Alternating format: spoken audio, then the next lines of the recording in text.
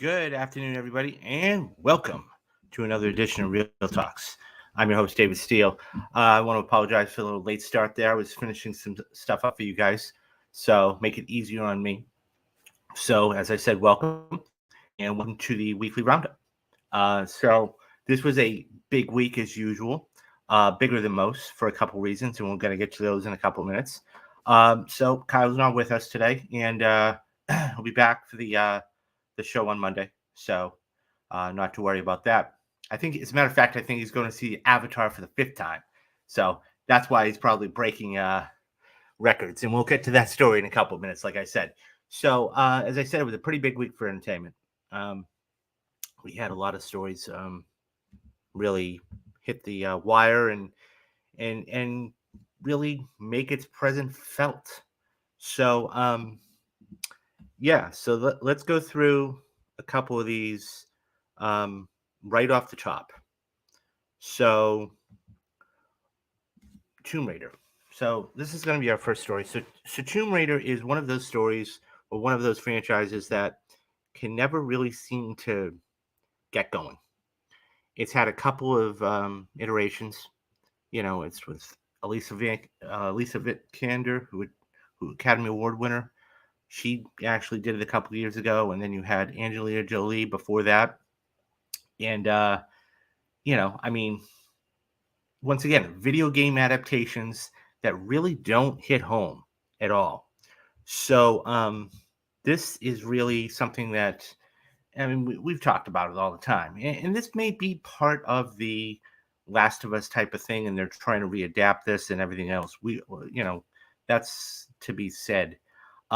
Anyways, so as it stands, Amazon, who of course there's got money coming out of the kazoo, is now ordered the Tomb Raider the franchise.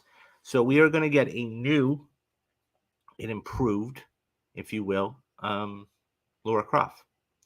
And it's one of those things where Laura Croft is one of those characters that's very interesting because it's an adventure game, okay, and it's a I hate to say it, but it's a female Indiana Jones type of thing. And so you can see right there on the left, the former iterations, that was the PS2, I think.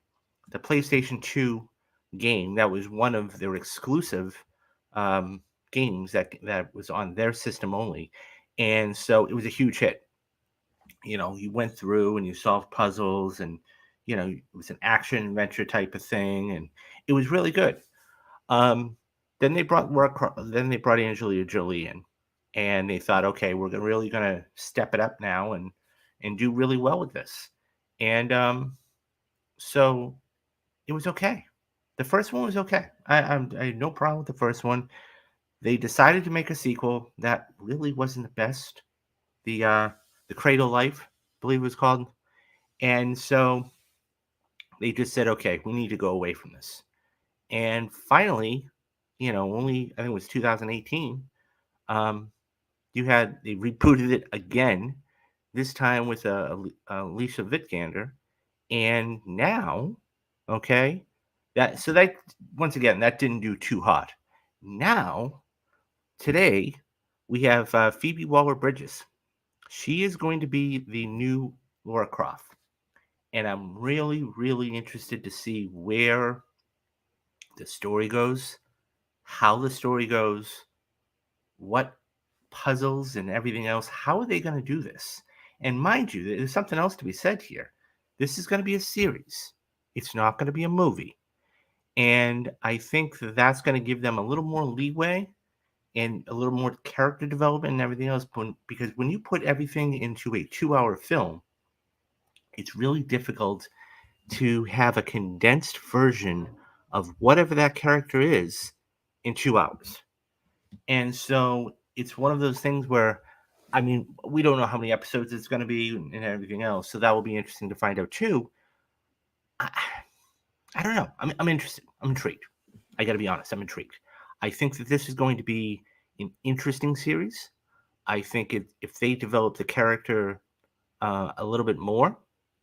It's going to be fascinating to see where they take this and who the villain's going to be. Because, and once again, this is all going to, they have their Laura Croft. That's fantastic.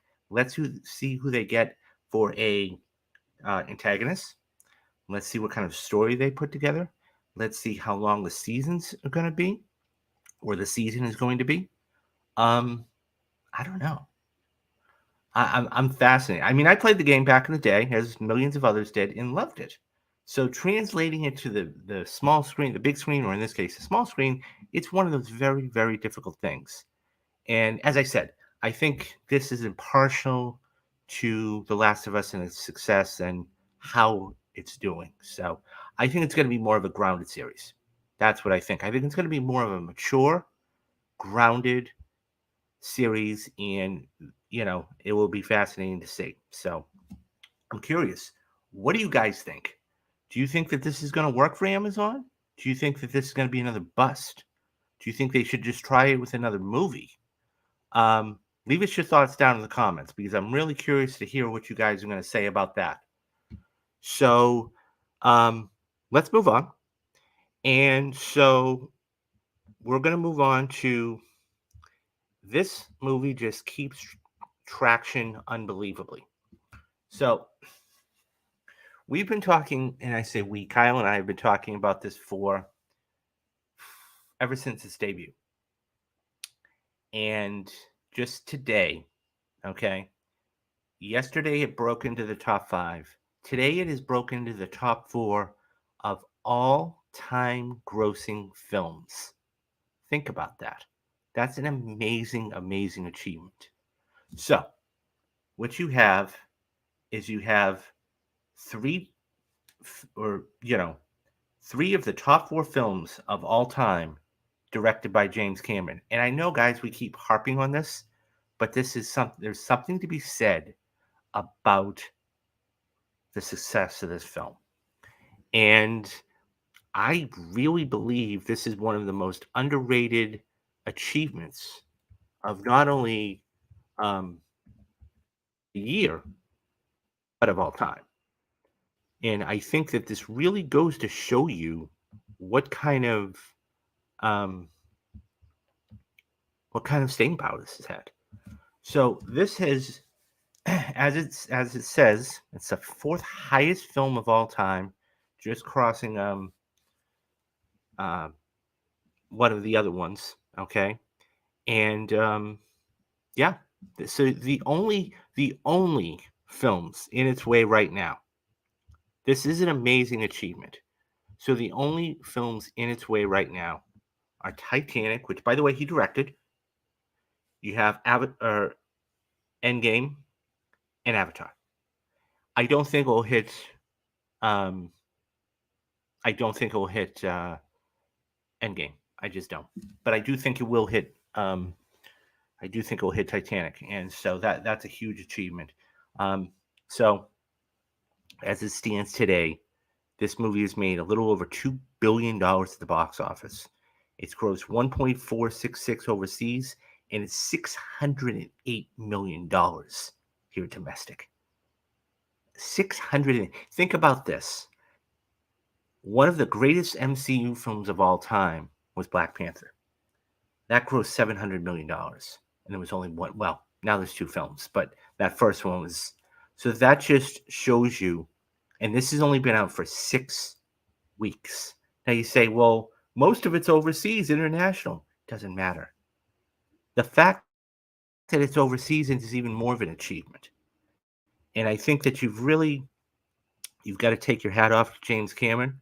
And, as many of the people out there have said, never doubt the man, because this guy is he's a juggernaut. He's an absolute juggernaut when it comes to making films and characters and everything else. And I, look, there is not enough superlatives out there to say what that man has done. And not only this film, but other films in itself. So, I mean, I think Kyle's actually going to see it for the 5th time today, and he can tell us on Monday. Unbelievable. Unbelievable film. He now has 3 of the top 4 not only highest grossing films, but directed films. um, what do you guys think about this? How many? So, what I want you to tell me how many times you've seen Avatar. Tell me, um, tell me why you've gone back to see it. Tell me, have you brought any new people to see it? And tell me if you think it's actually going to be able to hit Endgame, because it's going to pass Titanic probably by the end of tomorrow. So, I'm dying to know your thoughts about it. And tell me, guys, in the comments, are you excited for Avatar 3? Because that comes out in 2024. And that's, you know, so that's going to be fascinating to see. And tell me, do you think it's going to carry over? The success is going to carry over into the next film. I'd love to know all your thoughts about it. So um, leave me your thoughts down in the comments about that. So let's move on to another big story that happened this week, and that's Oscar nominations. So the Oscar nominations came out this week, and we're not going to go through all of them. So we actually did two streams. Okay, Kyle and I did one stream, and then I had Matthew Anderson, who's a fantastic Oscar predictor. He got 16 of the 18 categories right last year. Um, so yeah, so we had him on for a second stream later on the day. So nonetheless, um, so we're just going to go through a couple of these real quick, the top five. So Everything Everywhere All at Once led with 11. And then you had two films that tied with 9. And that was All Quiet on the Western Front and Banshees. So there were a lot of films that, I mean, I think there was no surprises. There were a couple of surprises though. Um, so we had, in the Best Actress category, and this is the talk of the town right now, is Andrea Riseborough getting in for To Leslie. And the marketing and how it was done and everything that was done about it really was interesting in how it was done. And the thing on Twitter is, there needs to be an investigation of how they're going to do that. I don't know if they're actually going to do this or if this is going to be just a thing about it. I mean, she came out and she said she was ecstatic. So essentially, a little bit of backstory about this. She had Kate Winslet come out and basically say this was one of the best performances she'd ever seen. And I mean, I'm not quoting her verbatim, but she said it was one of the best performances she'd ever seen, and she deserves an Oscar nomination. And that just carries, I mean, when you're hearing it from an Academy Award winning actress, it carries some weight. Subsequently, the Academy obliged and they gave her the nomination. And the thing is, this film only made, and this is true, about $20,000. So how does somebody like that get an Oscar nomination when you have somebody over there like Viola Davis who poured her heart and her soul into the Woman King and is left out? It's just one of those things I'll never understand, and really speaks volumes to not only the Academy but everybody voting in there. Um, anyways, this and the other interesting tidbit about this is Anna de Armas. I mean, she's probably number 3 on everybody's list. This is a 2-woman race, and Kate Blanchett and Michelle Yeoh. Depending on what happens at BAFTAs, depending on what happens at SAGs. Yeah. So so why this is significant is because this is the first time an actress actually got nominated for an N-17 film. So that's one of those things where it's it's fascinating to see how they're going to do it. And if other actresses decide to take the risk later on and say, well, she did it, because Blonde was not received well at all. So it's one of those things. And so Michelle Williams, okay, she got in for the Fablemans, and there was a big to do about whether was she going to go into Best Supporting Actress, was she going to go into Best Support or Best Actress, and that kind of threw everything up in the fold. So, which is interesting because now when you look at the Best Supporting Actress category, we have um, we have Angela Bassett, who's a favorite. Okay, and then you have a couple of others. Okay, Stephanie Hsu was very. I was very happy to see her get in, as well as Hong Chu for the menu, or for she was in the menu. It was the whale though. So, but yeah, I was really happy to see that. I think Bassett, once again, depending on what happens at BAFTA, depending on what happens at SAG, this is Angela Bassett's to win. Um, but yeah, it's going to be fascinating to see how that whole thing plays out. Um, but yeah, so the Oscars came out, and as I said, there were a couple of surprises. I mean, the Viola Davis snub was clearly a snub. Um, the slide here moving over there was Best Director. I mean, the director didn't even get in. I mean, The Woman King got absolutely no love this award season. And it's a shame because it is a phenomenal film. And when you see what she's done, it's almost, and by the way, Viola Davis is Academy Award winner. So it's not like she's, you know, 25, 26, just starting out. No, she's won before. And so, yeah, so it's one of those things where I don't know. We'll see what happens. I'm really curious. Um, I mean, look, the last two awards are going to shake up everything. So, I mean, if you have a split between Michelle Yeoh and Kate Blanchett, who's going to win? You know, or right now it's between Austin Butler and you know Brendan Fraser. Well, if they split, does Colin Farrell sneak in? So there's a lot of different things. So we have a whole month to talk about that. And prior to that, and I'll put the link down in the description. Um, we're going to get Matthew back on here, and he is just a phenomenal, phenomenal predictor. As I said, he only missed two. And as a matter of fact, you can go on his Twitter page and see his reaction of getting the Andrea Riseborough nomination right. Nobody predicted her. It was like a shot in the dark. So I can't wait to get him back on, and I can't wait to talk about this. But we have some other bigger and better things coming to us. So, The Last of Us. So, The Last of Us is now a show that it's in the culture. Okay, it's in the culture, and this is a show that anybody who's a gamer, like myself, is really, really want to see part two. I love, and by the way, guys, don't forget on Tuesday, you can follow me on Twitter, handles down there. Don't forget, we are going to be having the editor on Tuesday afternoon. So if you want a question, if you're interested in asking a question, please shoot Kyle or I a tweet. Give us your name, your state where you're from, and ask your question, and we will make sure to get that to Timothy. So, anyways, the fact is, this is now blown up so much. So as the graphic says, the premiere episode, and it's the second highest, and it climbed to 22 million viewers across all the platforms. I believe, and I could be wrong about this, I believe that um, the first episode is now free on YouTube, so you can go check that out if you want to get into this. Last Sunday's episode jumped 22% in the overnight ratings. That's incredible. And Billstown's going to be tomorrow.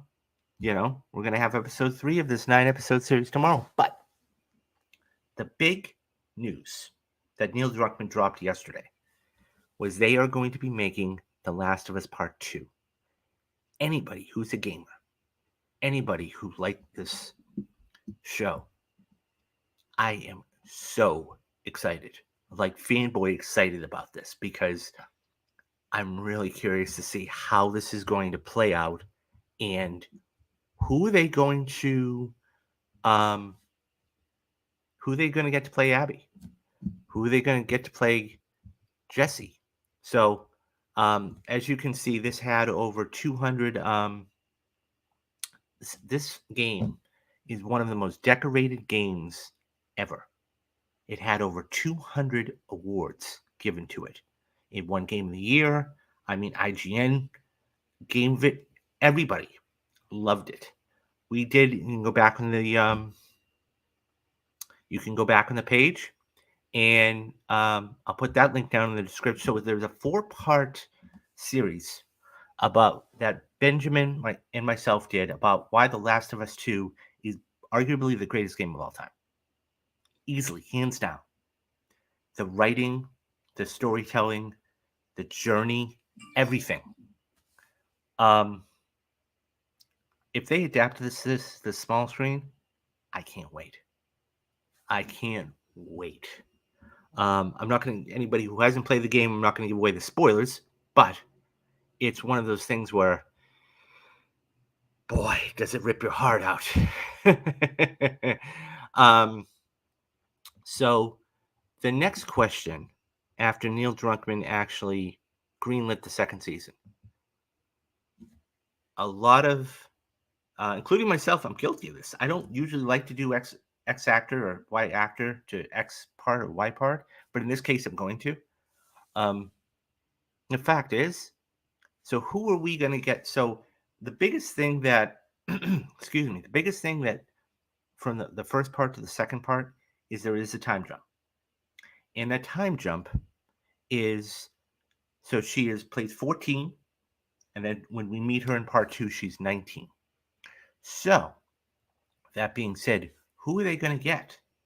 Are they going to keep Bella Ramsey? Okay. Because I think she's great right now as Ellie, but I don't know if she could be as good for Ellie in part 2.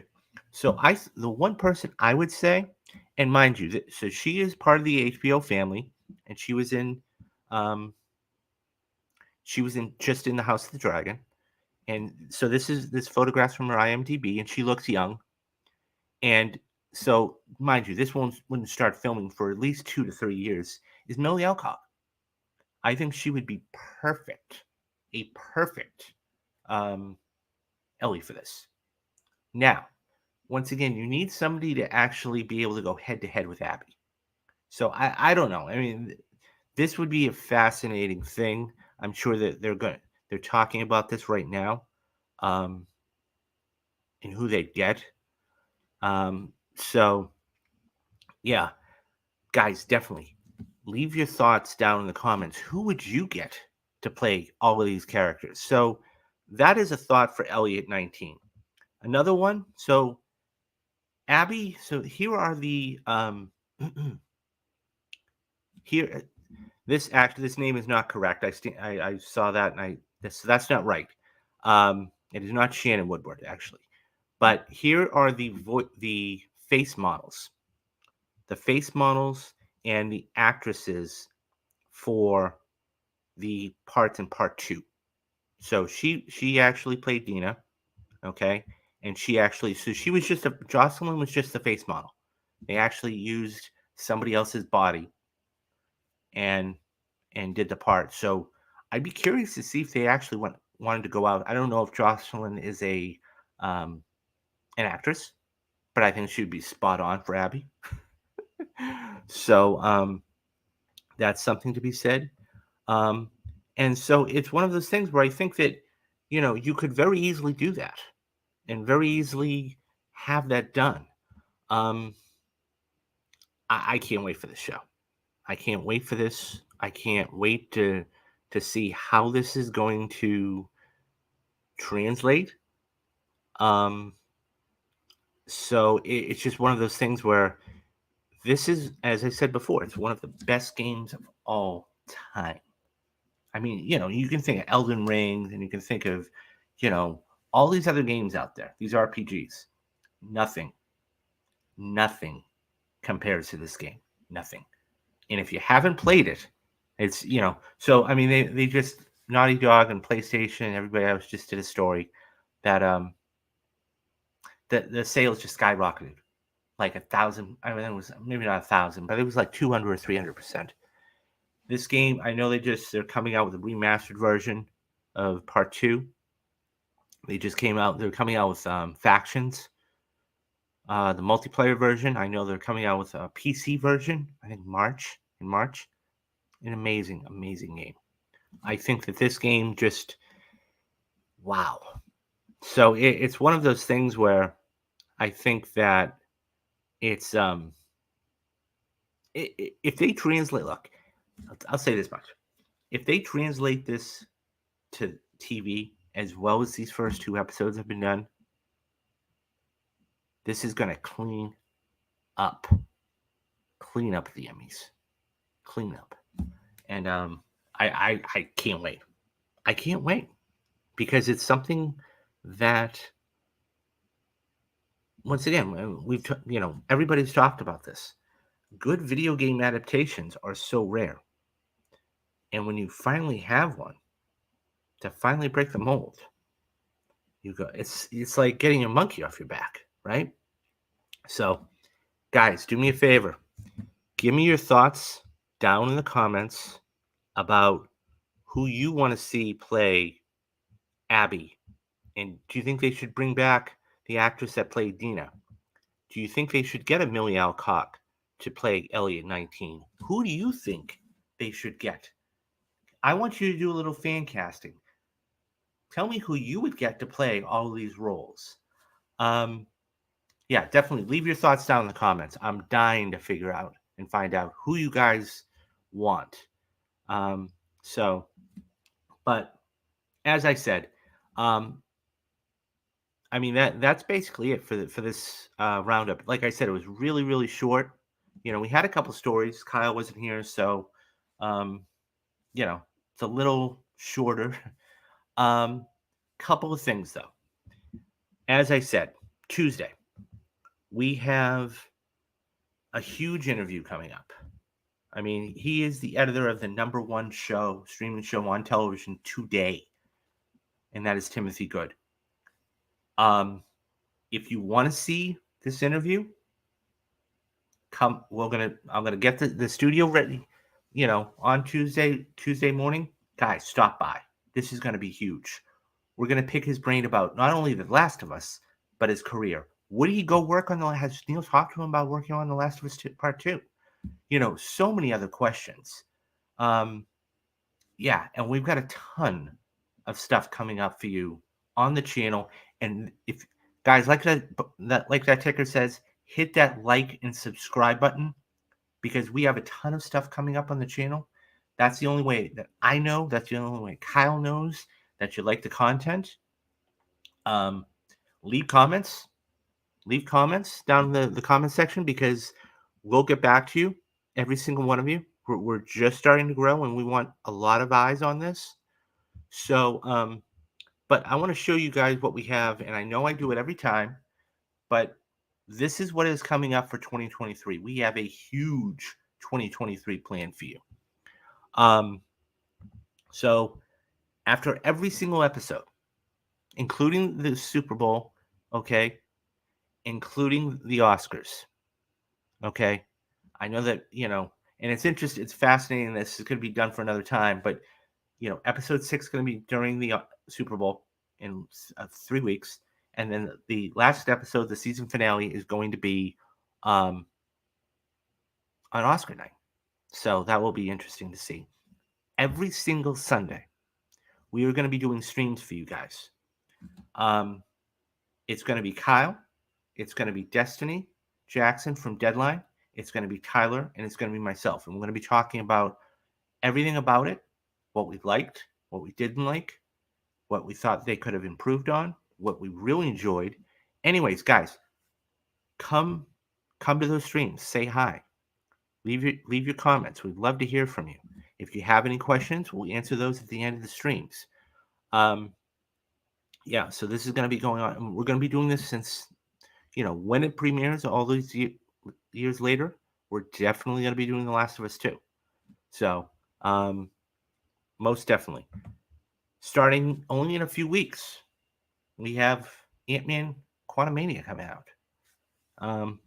So we're going to be doing spoiler for these. We're going to be doing spoiler casts. Kyle and I are for every single one of these. So you're not going to be getting the weekly roundup, but you definitely will be getting spoiler casts in lieu of that. So, as I said, Ant-Man is going to be the first one we're doing a spoiler cast for. So, That premieres in a couple weeks. That looks amazing. Jonathan Majors is gonna have a huge year. I can't wait to see how he plays Kang. Um, yeah, that's gonna be a blast. Speaking of Jonathan Majors, he's going to be in another film, a little film next month with Michael B. Jordan, and that is Creed 3. Okay. He looks, and Tyler actually worked on the reshoots of this. He actually met Jonathan Majors. We can get his comments, you know, later on. We'll even maybe have him on for the that spoiler cast. But he said he was jacked. He was absolutely jacked. So, and I can't wait to see this. And I own Creed 2. I have yet to see Creed 2, so that will be. Um, I mean, I know the plot of it. I still want to see it though. But this is Michael B. Jordan's directorial debut. So this is going to be interesting to see, and this is a huge, huge um, film out of the gate for him. I mean, anybody directing for the first time, it's going to be a lot of work because you're starring and directing like Bradley Cooper for A Star Is Born and everything else. But this is huge. So I'm really curious to see where they're going to take this. Um, Then we have Guardians. So we're going to skip into. There are other movies. I should say this. There are other movies coming out the rest of March and all of April. Okay. We just need to take some time and breathe a little bit and everything else. So it's not that they're not important. It's just, we also want to bring you the very best content we can. So March 5th is when the summer really kicks off, and that is Guardians of the Galaxy, Volume 3. Dave Bautista is not coming back. We know that. As a matter of fact, Knock at the Door will premiere next week. M. Night Shyamalan is making the rounds at premieres around the world right now. So that's fascinating. But this looks amazing. This is James Gunn's last iteration of Guardians of the Galaxy and his last go around at Marvel. So he wrote and directed this. I'm sure this is going to be an amazing film. Um, I can't wait as millions of other people to see what happens, um, and see how that whole thing plays out. The next week we have Spider-Man Across the Spider-Verse, um, the sequel to the arguably one of the not only the best Spider-Man movies but animated movies of all time. So that's going to be interesting to see. So that being said, I've yet to see the first one. So what I'm going to do is I'm going to wait until May, and then I'm going to go see that, and then I'm going to go see the second one, and then that way I can see it back to back. Um, we have Transformers. I know Kyle's really, really looking forward to seeing Transformers. Um, we're going to cover it. I myself, I'm done with Transformers. I mean, I think I've been done for years with Transformers. There's nothing else it can give me that I haven't already seen or done. Um, so it will be a fascinating watch though for sure. So, the Flash, arguably, probably no, not probably, without a doubt, the number one um, most anticipated movie of the summer, because this has been a saga and a soap opera for probably the better part of 2 years. Ever since Ezra Miller had all those legal problems and how it's going on and what it's doing, and so we'll see how this performs. I don't know how good it's going to be. A lot of people have said it's tested well. It's tested better than The Dark Knight, but once again, it's a test. Once you get it out there, um, and what are they going to do for promotion? We're only 3 or 4 months away from this movie, guys. We haven't. I mean, are they going to put a Super Bowl trailer out there? Who are they going to get to do the junkets? There's a variety of different questions to be asked about this. And as we get closer to June, we'll talk more about that. Um, so, Indiana Jones and the Dial of Destiny. And I want to apologize for the graphics, guys. Got a little funky there. Um, but the fifth and final Indiana Jones. Harrison Ford said he's done after this. We had a John Williams score. You know, this is going to be I'm really, we've had one trailer. Are we going to get another one for the Super Bowl? I suspect we are. Um, this is going to be interesting. I didn't see King. I don't even acknowledge. It's like Ghostbusters 2. I don't even acknowledge Ghostbusters 2. I don't even acknowledge Kingdom of the Crystal Skull. Um, so, you know, um, that being said, so we're going to have Indiana Jones, and that will be a fascinating. So that is actually it's interesting because that is at the end of June, and so leading into July, okay, we have Mission Impossible. Mission Impossible, and I was thinking about. I was watching something. I was listening to the actual podcast of Mission Impossible. It's called Light the Fuse, and I was listening to the 200th episode, which was done August of last year, and they had Tom Cruise on and everything else. And I've always publicly come out and said I thought this would make $200 million opening weekend, and now I'm starting to backtrack from that because there's going to be so much good content and good movies out there for everybody. I mean, all those movies I just made mention of in June, um, I don't know if it's going to make $200 million. What I do know, opening weekend, what I do know, it's going to make a lot of money. It's going to make a lot of money. This is going to be the highest grossing Mission Impossible of all time. Not only because of the success of Top Gun, not only because of the um, because it is the last Mission Impossible, but because I think that they're really, if you go back and listen to that podcast, they've really put everything into it. And it's got a huge, not saying that this is anything, but that budget is $290 million. Now, to compare that to anything, Infinity War and Endgame cost 250 each. Million, 250 million, $250 million. So this is topping that. Um, and it is part one of the finale. Um, it's going to be fascinating to see where this ends. Because if they do it right, and I've always said this, if they do it right, it's the second one's just going to blow up, totally blow up. If not, and it's like the Hunger Games, I don't see it's going to do well. It's going to make its money, but it's not going to do as well as they hoped. Um, some films that have done it right are Infinity War and Harry Potter. So, like I said, but the stunts and everything else, it's just an amazing, amazing. I can't wait. I can't wait for that movie. And then finally, we have Oppenheimer the very next week. Um, so, Christopher Nolan's back and he's doing his thing. Um, and so there's actually one other film that I didn't make mention of, and that is the Barbie film. Greta Gerwig directed film about Barbie. And that's starring Margot Robbie and Ryan Gosling. I'm really curious to see how that does, just because not only because it's about the doll in itself, but because it's going up against a lot of other competition. So as we grow closer and closer to release date, I'll be curious to see how much this is projecting at, because I think that, and this is just me personally, this may sound snobbish, I think this is going to do better overseas than it's going to do here in the States. It's just a fact. Because we're more hypercritical. Okay. We, as a culture and everything else, are more hypercritical.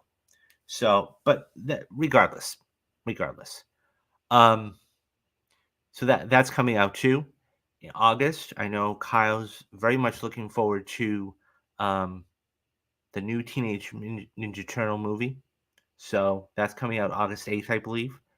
Um, so there's a lot of stuff on the channel that's going to be coming to you guys. Not to mention, I just went through all of that. Not to mention, we have our perfect movie series, okay? Which next week, within 3 days, you guys are going to be getting your second perfect movie. and that is Captain America: Winter Soldier. Um, so that's going to be fantastic for you guys. That's already ready to rock and roll. Um, that's great. You're going to be getting the first reactions the second week of February. I'm going to be sitting down and watching Fargo. So that's going to be all brand new content. Not to mention, you're going to be getting the Roundup up until May, and you're going to be getting a video here and there during the week. Sometimes I'll do a show. Sometimes it'll be pre-recorded. So depends on the schedule. So all of that being said, there's a lot of content on there. Hit the like, hit the subscribe button. I know I keep saying it, but guys, this is what's going to drive this channel out to everybody, and I want this out to as many people as possible. We want this out to as many people as possible. Um, and guys, tune in on Tuesday.